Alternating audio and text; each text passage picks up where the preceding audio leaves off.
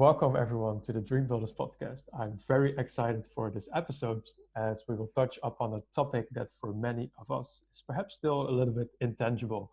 Yet my guest believes that intuition could be very much your everyday superpower. And in this episode, we will talk about how you could use intuition as a reliable guide for decision making in your life. And who better to ask that question than Allison Sutter? Allison is a teacher, a spiritual mentor, and the author of the book Accelerate Your Mojo: 7 Simple Steps to Ignite Intuition, Shake Off Fear, and Unleash the Real You. Allison, thank you so much for coming on the Dreambuildrs podcast. Thanks for having me. I am very excited for this episode because last time we were talking, I asked you, do you perhaps know the suggested title of the episode? And you were like straight to the point. It's gonna be Intuition is Your Everyday Superpower. So I was like, okay, let's go with that. And I would love to know from your backstory, because I know that you worked as an elementary teacher as well, and now you are writing and teaching your own spiritual and personal development material. Like, was that journey an intuitive decision, or was it more like it just somehow happened? Well, I think from the very beginning, I've always had intuition as, a power, and so does everybody else. Frankly, if you've ever been around kids, you know that intuition is innate. And intuition to me is that connection with the invisible realm, whatever you want to call it. I call it my conversation with my higher self. So I think I've always had that. Ever since I was young. And again, so does everybody. So don't discount yourself as a listener going, oh, it wasn't me. Yeah, actually it was you. You just forgot. So, go about my life, go through, become a elementary teacher, get a master's in education. And then I made the choice to stay home with my kids instead of transferring from private system in Chicago to public suburb school system. And that's sort of when I was home. I got a Czech holistic lifestyle coaching degree or certification. And that led me to, because that was all about the mind, body, spirit connection, talking about food, talking about lifestyle, health. And what really struck me was the spirituality, the connection to that. And so that led me, down this rabbit hole of working in personal development, and then eventually going, what really is exciting for me? What do I want to say in this realm? Because there's a lot of voices. So that led me to just, because my own personal journey was I wanted to be able to follow my inner voice, the one that was leading me. And so I wrote about it and I decided to teach about it. And I really, really do think that in the next, let's say 15 to 20 years, it will be a recognizable and legitimate, let's just say, thing to rely on. In fact, before we were gonna go live here, I was looking around my living room. I'm like, all right, this is a bunch of people in corporate. What are they gonna relate to, right? Well, and then I just got this, I don't know if you can see it because I've got you can't see it. Anyway, it's a book by Jamie Kern Lima. I think that's how you pronounce her last name. And she went on to be like $1 billion, she sold her company for $1 billion to L'Oreal, right? Like you don't get much more corporate than that. So I open up because I was reading it. The first thing, chapter 1, first thing you see is, when your intuition talks, do you believe it? Like, okay. So, I mean, you can discount it if you're in corporate or have been in corporate, or, there's a million ways you can say to yourself, well, this isn't a legitimate thing. I shouldn't pay attention to it. Then you pick up a book by a woman who just sold her company for $1 billion and you go, oh, maybe I should listen to it. Right. So yeah, I would love to talk about it, because you also said in the beginning that intuition is perhaps something that we all possess and is like a natural power for us. I think the point is that for many of us, intuition is something that we never been schooled in, right? We never learned how to use your intuition. So if we would go back to let's say to the basics of it all, like what would you say what intuition actually is? Okay, so I have my definition. I'm going to ask you to provide each person listening has to provide their own definition. And then I have your deliverables, because you asked me for the deliverables. I got them. All right. So the definition for me of intuition And definitions are so important. You have to figure out what your definition is.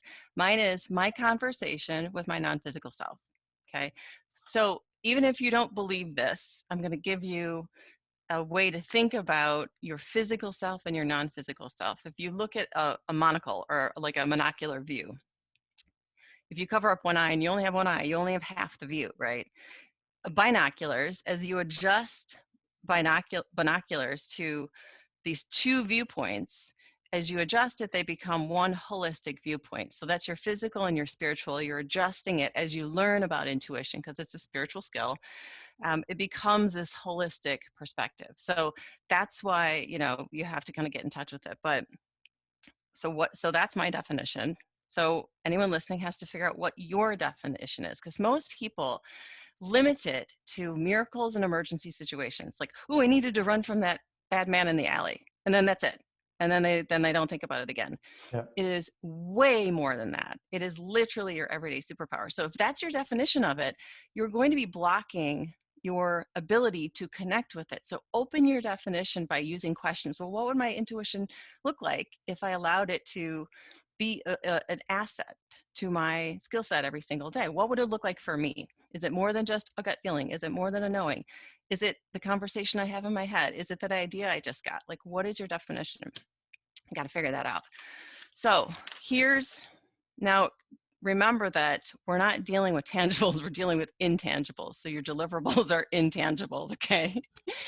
All right, here we go. Yeah. So you have to identify, and this is how you get in touch with your intuition. You have to identify and follow your highest level of excitement. Some people call that passion. But if we're trying to make this an everyday superpower, you've got to ask yourself, well, and so that brings me to number 2, which is from the choices that you have before you in this moment. So you're in the context of your day. In this moment, from the things that I have to choose from, what is my highest level of excitement? Right? It could be, what am I going to have for lunch? Because I got 2 choices. You know, how am I going to drive to work? Am I going to take the train? Am I going to take the car? Like, you got to start to have this conversation in your head about what is the most exciting choice for me from the choices that I have. So you take that choice, you take that option as far as you can take it, right? And then in that moment, in that day, until you can't take it any farther. So for example, I was planting yesterday in the garden. I picked out the plants that were the most exciting plants to me. I got clematis, I got a blueberry, I planted it, you know, and then at some point I couldn't do anymore, right? I had to stop. So I took it as far as I can take it. The last part of it is, don't demand that it produce something specific, and don't assume that the excitement that you're being brought to is the end result, or don't assume you know where it's going to lead. So for example, if someone's in corporate and they're leaving corporate, let's say they want to go start a vineyard, right? Their lifelong dream is, I want to have a vineyard. Yeah. So they've got this big thing.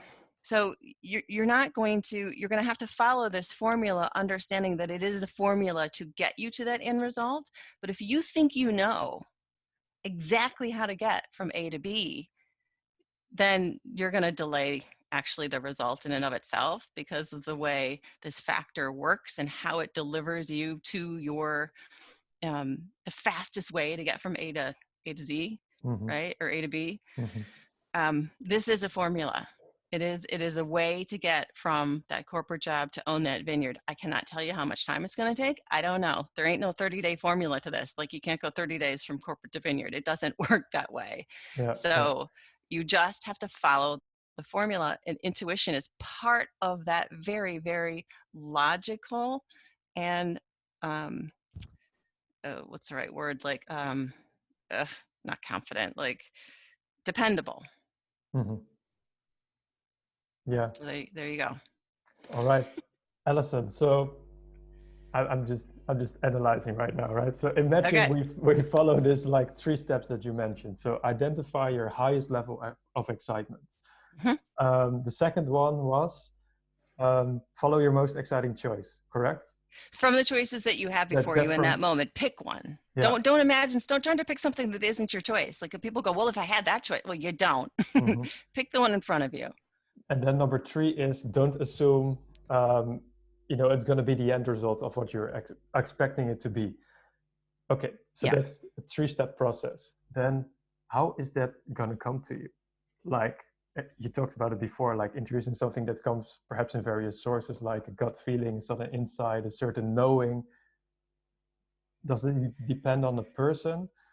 How does that come to you? Explain, please. Well, sure. It depends on the person. You have to define what your definition of intuition is. And if you've defined it as miracles only, you're going to block the ideas that come to you. So I'm sitting there in front of my fire before we talk. I go, how am I going to, produce something tangible for this audience? I look at the book. That's an intuitive idea. The book there was an intuitive idea to bring to this conversation, right? That gives something tangible, that gives somebody who's made $1 billion doing this and talks about it throughout the whole book, right? So you gotta know how you're defining it, because it's coming through for everybody, but the way it's coming through is very specific. In the same way that you can't individualize education, people have tried. They get kids in a schoolroom and they go, everyone's going to learn this math concept and we're all going to get it right. We're all going to learn it the same way. And then finally we realize, oh, that doesn't work. You can't standardize education. I'm never going to standardize personal development. You can't do it. You have to know yourself. You have to start this conversation. You have to become familiar with it. You have to legitimize it for yourself, because if you think that just because you're in corporate or you have a certain position or whatever, that it doesn't work for you, well, guess what? It's not going to be something that you experience, because you create your own reality. You have to get in touch with this. You have to make it an idea that you believe is legitimate, that you believe can lead you. And so as I was thinking about it, because I did a course, I gathered 18 people in February to talk about intuition, 18 women that we talked about it. And so now we're dealing with the after effect of people have joined the class and they still say, how do I trust it? How do I know what it is? And this is the thing that you have to define it I can't tell you what it is for you. It's your head, it's your life, it's your inner reality. You have to decide. But intuition comes through in ideas as well, exciting ideas. What do you think is exciting, right? What do you think would bring value to your life experience? And if you follow the flow, and curiosity brings you to intuitive ideas. What are you curious about? What do you want to find out more about? I was thinking about writing a fiction book. I'm still thinking about it. I'm nowhere near actually writing it. So intuition is leading me through curious ideas. And in this book, the character lives in 1568 England, and she's a female healer. So I'm like, well, what does she need to know? So intuition led me to, well, I could pick up a book on being a palmist, like reading palms, and I could pick up a book on this, right? And so that's intuition leading me to gather information to know more about how to create this character. Yeah. Now, some people tell me like, after listening to my intuition, I completely changed my life, right? But I think that because some people haven't learned to use your intuition, you're not really aware of how it works. And we talked about it in the beginning, like, do you believe that intuition is a special gift only a few people have when they're born, or is it really a skill that we can train? Well, so again, I can tell you what my belief is, but if your belief is something different, then it's not going to matter. You're going to be like, well, I heard what you said, but I don't believe it. So I know this is the difference between, considering an idea, contemplating it, and knowing it. And because I've worked with children for so long, I can tell you the point at which they get trained out of their intuition, and that's when they enter school, because the big people tell the little people, this is what you're going to do and think. And the kid's like, no, I want to go build these blocks because this is the most exciting thing I do. And the teacher's like, no, time to do math. So we train kids out when they go to school, but they're intensely psychic, intuitive beings. And when we were sitting in our living room. I've got 3 girls who are now teenagers, one's in college, but when they were little, we were all sitting in this living room reading, the whole family. And my 3-year-old at the time, she goes, Mommy, you and Isabella read, you say words when you read or something. And I was like, what are you talking about? Because nobody was saying anything.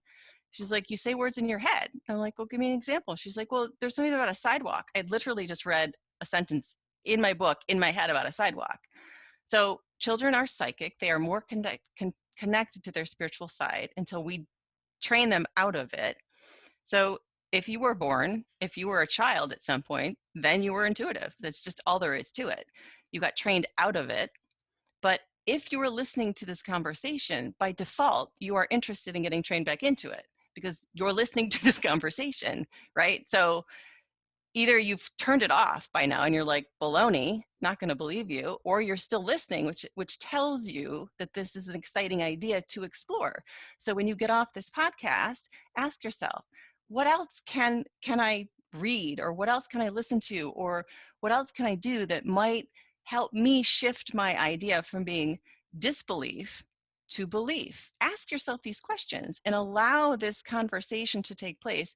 Allow you to guide you to your permission slip to legitimize intuition. I mean, Jamie Lima did not need to, legitimize it. She used it to grow a cosmetic business that earned her $1 billion. I mean, you look at all the people that earn a lot of money, and they'll tell you that intuition plays a part, right? It's a common conversation amongst many, many wealthy people.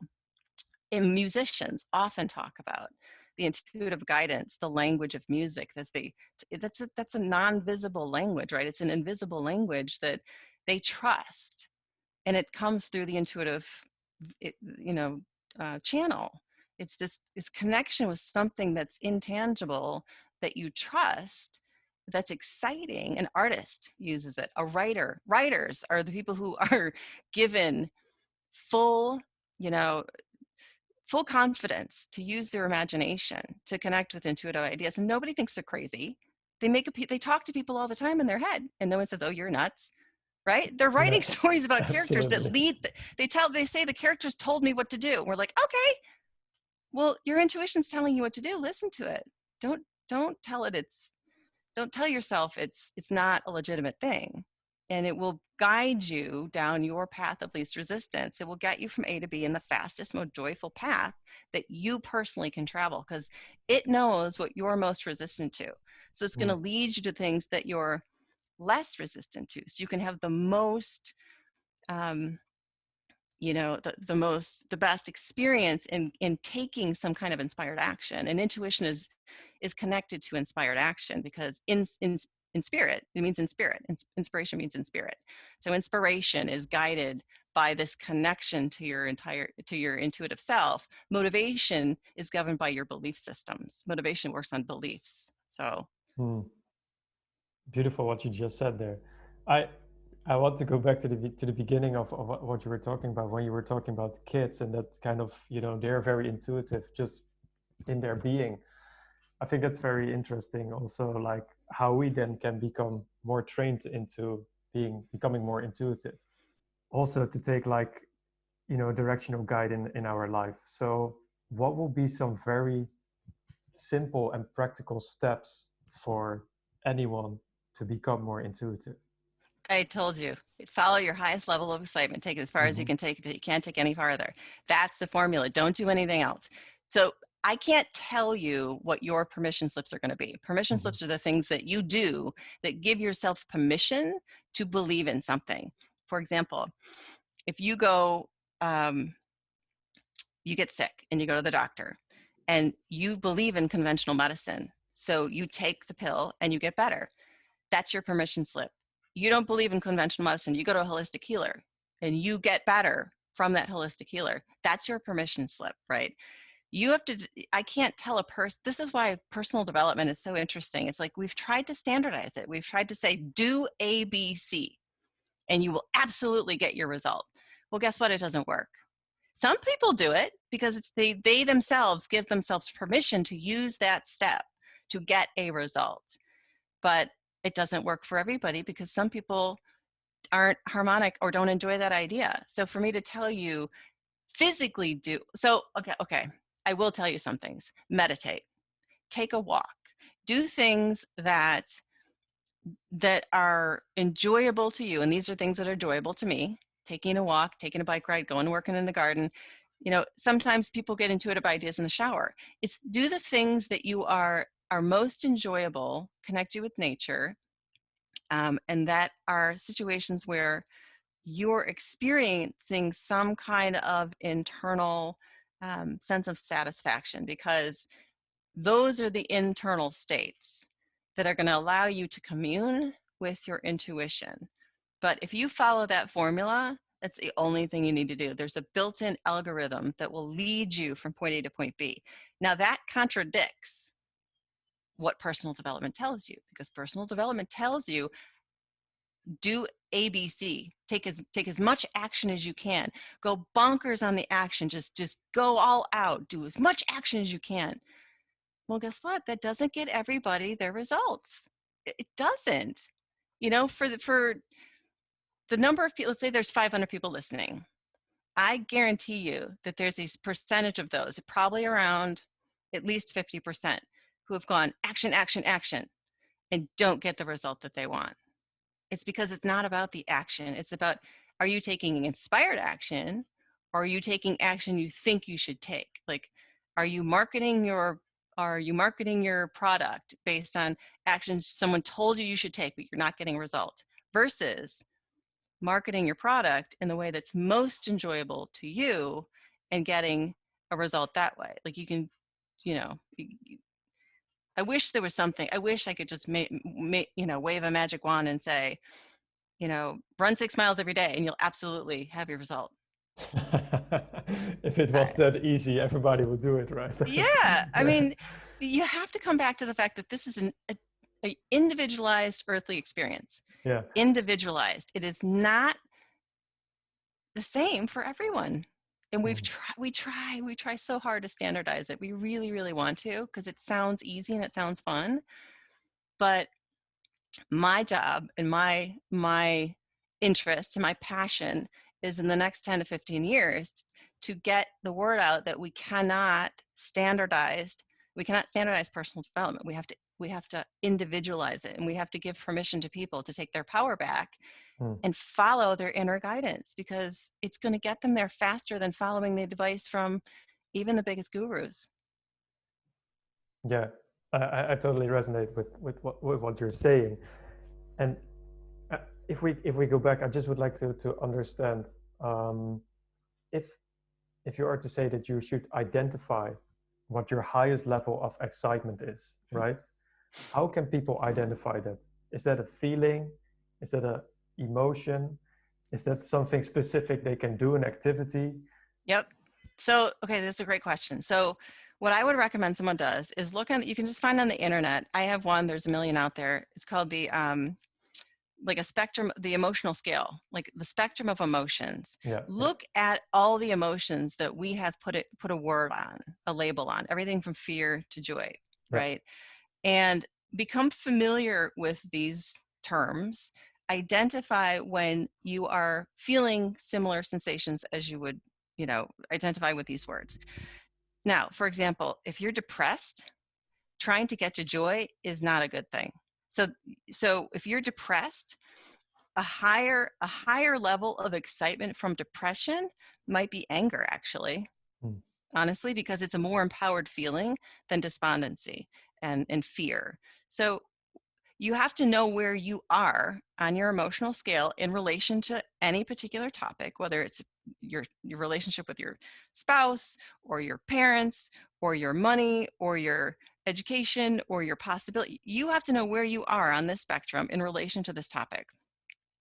And what you want to try to do is move that emotion up the scale. So your highest level of excitement is not going to be ecstasy every single day regarding a particular topic. It's going to be the most exciting feeling you can summon from where you are. And usually it's a notch or two up. So if you're angry, frustration is generally a better feeling, a more empowered feeling, a more exciting feeling than it was before. If you were in satisfaction, maybe you get, a sense of more excitement. You have to know where you are in relation to the topic, and you can't get too happy from sad. You just can't. There's too big of a gap, which is why if you're angry and you're having an argument with somebody and they go, just calm down. Like, what do? You get more angry, right? You get more mad because they're adding momentum. You can't go get joyful in that moment because there's so much energy building up. It's like an avalanche. So, and that's where, you might want to take a nap or take a walk, or if you can't get somewhere better, don't try to get anywhere at all. I don't advise taking action when you're all inflamed emotionally, because you're just going to create more inflammation in your reality, right? It just becomes more. Now, that being said, I understand there are things that we have to do. And like when you have to do something that you have to do your best to soothe yourself and get to a better place if you can, when you can. And that's kind of like the way to do it, in my opinion. Awesome. I just want to verify with you because I think you are talking here about the work of Abraham Hicks. Is that correct? On the emotional skill? Yeah. Just and you for listeners as a backup so that yep. they can also check it out. I think it will be interesting. Lots of people have an emotional skill. There's a guy named, I can't think of his name, David something. He refers to this emotional scale in terms of hertz too. So if you just do a Google search, you're just looking for a generalized scale. Now there are emotions that we don't have words for, right? So you're just looking for a general scale to get in touch with how you feel about any given topic. All right. Thank you, Allison. Now, I want to get into point number 3 because, or step number 3, because I think it's a very important step and perhaps also the most difficult one, because it's the one where you have to kind of surrender and let go. And how can you let go of a certain thought that's so exciting that you want to have it, but you still have to let it go, right? So what are some tips that you have that people can just like, okay, yeah, I'm going to let go of it, I'm going to surrender? How can people do that? Well, so for me, I like using my intellect to help me. So I had to understand that the way, and this is my personal opinion, take it or leave it, but the way that we use our imagination to create something is by gathering up data that we have experienced. Like we usually don't imagine things for the most part that we haven't experienced. So that being said, if you're trying to create an experience that you've never had before, you have to understand things are going to happen that you can't even think of, right? Because you've never experienced. You're just gathering the data that you have. So I call it detached optimism. I did this whole class about visualization. And for me, the purpose of visualization is not to, a lot of people think, oh, if I visualize it, it has to be that thing. What else is the purpose of it? The purpose is to get excited. The purpose is the imagination helps get you into this energetic state of alignment, of excitement, of optimism. Yes, but if I love that. if you think that your vision in your head is supposed to be the thing, you're going to get all messed up. You're going to get mad. You're going to get upset because when it shows up, you're going to go, that's not what I thought it was going to look like. Or you're going to miss the opportunity because you're looking for something and it shows up in a different form and you're like, oh, wait. And so if you have a resonant feeling within you, and let's say you had a blindfold on and the only way you could know if the thing showed up was by how it felt or how it sounded, well, then you would know, right? You wouldn't be confused by the visual data. You would know by how it felt, right? So that's kind of what you have to do is you have to use your imagination as a generator for an emotional state of being. But the thing is and you have to practice, because me just saying that is not going to make it your truth. Your truth is probably going to be something well, it's not what I thought it was going to be. Wait, it never showed up. Where is it? And you're questioning and you're like, that's why you can't demand or assume that the outcome is going to be something, or you can't assume that, let's go back to the vineyard thing. You want to start a vineyard, that whatever you're excited to do, is going to lead to even the exact vision in your head. You can't make that assumption, because the way the universe works is it's constantly creating new experiences. You cannot know exactly how it's going to show up. You just have to make peace with the fact that there is an unknown component to this reality. I don't know what tomorrow's going to look like. I might have some idea. I can plan for it. Yeah. But when it shows up, I guarantee you there'll be components that I couldn't have planned for, because it's the new, the universe creating more of expansion, more newness. And the one thing that you can count on is change. That is the one consistent in the universe, is that things will change. So you just have to find a way through experiential learning, because experiential learning is the only kind of learning. When you're in preschool, they don't sit you down and try to do, high level math that's all in your head, because they understand that experience and touching the blocks and building a mathematical concept, and then they try to do it another way, but still experiential learning is the only way to really learn something. So the listener is going to have to walk through their life, be in the situation where they are resistant to a result, remember this conversation and go, wait a second, am I demanding or assuming that result? Oh yeah, I am. I thought it was supposed to be another way. So I'm assuming and demanding that it be something that it's not. And so that's resistance. And that's me pushing against and not accepting, because so we can talk about too, that's another conversation, but like synchronicity, when things show up, negative synchronicity for positive outcomes versus just people think there's just positive synchronicity and that's it. There's actually negative synchronicity for positive outcomes, and your intuition is woven into that mix too. But I hope the way I described it helped. Yeah, that's perfect, and I completely align with your view. So I really like that, and I always think like, what is like a real surprise for me? Like I just leave it up, and then somehow the universe gives a big surprise, or it kind of is unfolding in the most magical way for me. Mm-hmm. And then often crazy things happen, like super nice things that you couldn't believe were possible. Right. So, like this conversation. We never could have, we planned to have a podcast, but we didn't plan everything we were going to talk about. Mm-hmm. It's intuitively guided. This whole conversation is intuitively guided based on our energy, our conversation, our questions, what the listeners want to know, which they don't even know they want to know till they listen to it, right? Like, yeah. All right, Allison, I would love to start to wrap up this conversation. But before we go, I would like to ask you if there's anything else that you would love to share and our listeners can perhaps take as a main takeaway.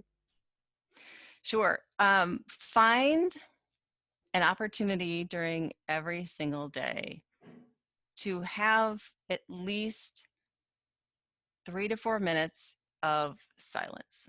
Just go outside and stare at the fence and pretend you're doing something. Put some earphones in that don't play anything, and just find moments where you can begin to stop the spin of whatever's happening in your life.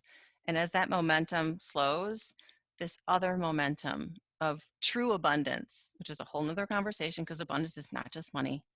It's a lot more than that. But so that you can begin to receive all the abundance of ideas, the abundance of pleasant sensations, the abundance of realizations. But unless you find some moments of stillness, it's just going to keep spinning inside. Yeah, that's a great idea, Allison. I love that. Now, thank you so much. Please, before you guys go, please let us know where are the best places that people can find you and your work if they would love to know more about you. Sure. I'm focusing on Instagram at the moment, doing some stuff on Instagram. I've just started something on Clubhouse, and my name is @Living360 on Clubhouse. There's a room called Intuition, Your Everyday Superpower, which I do on Wednesdays. And then where else? I don't know, you go to my website, but my website's more of like just a placeholder, or just email me, Allison@Living360coaching.com. Ask me a question. Get whatever you want. I don't care. I'm very low key and very easy to find. Awesome. Thank you so much, Allison. Thank you for your insights, for this wonderful conversation about intuition. And also, guys, please make sure that you follow Allison on Instagram or join the Clubhouse room, where you can find her inspirational conversations about intuition, especially when you want to use your intuition as a superpower every day. Allison, I'm really grateful for having this conversation, and I hope to meet you in person one day. So thank you. Thank you.